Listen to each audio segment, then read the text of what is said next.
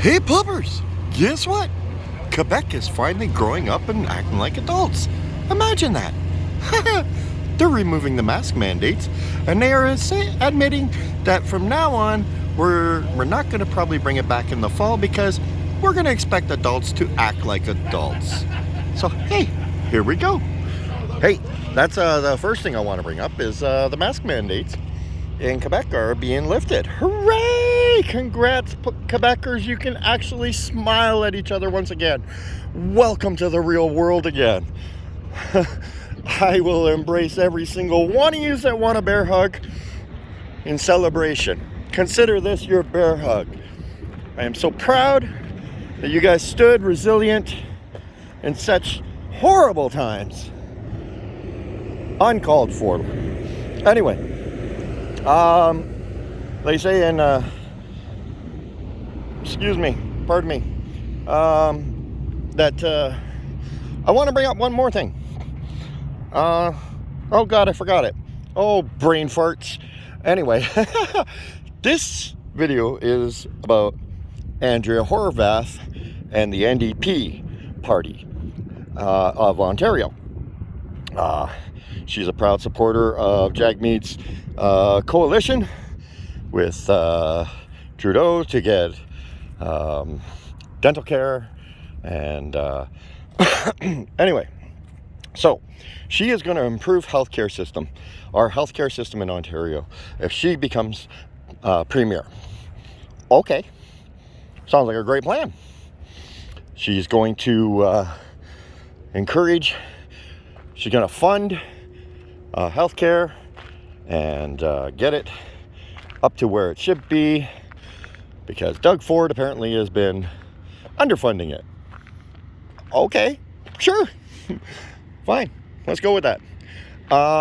Then I think I made a video about the provinces versus the federal government underfunding, but sure, let's go with it anyway.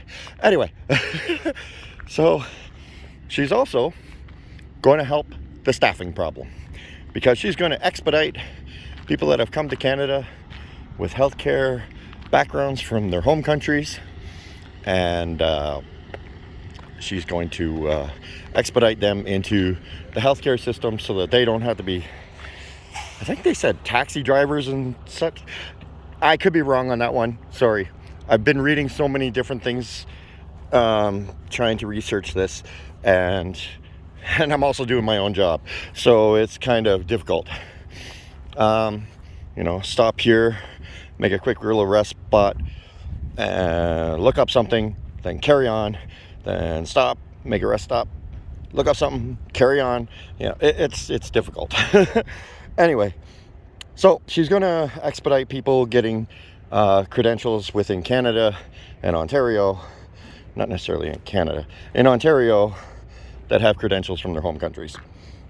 Okay. Psst, by the way, I think that's already in progress. I think Trudeau did that. But, okay. Now, with all that said and done, this is her plan for her election promises so that she can support her base, healthcare workers. Yeah, there's a long pause here for a minute, for a reason. You see, you, Miss Horwath, you have a real issue, a serious issue. You're very antagonistic. You have the Polyev issue that I talk about with Pierre.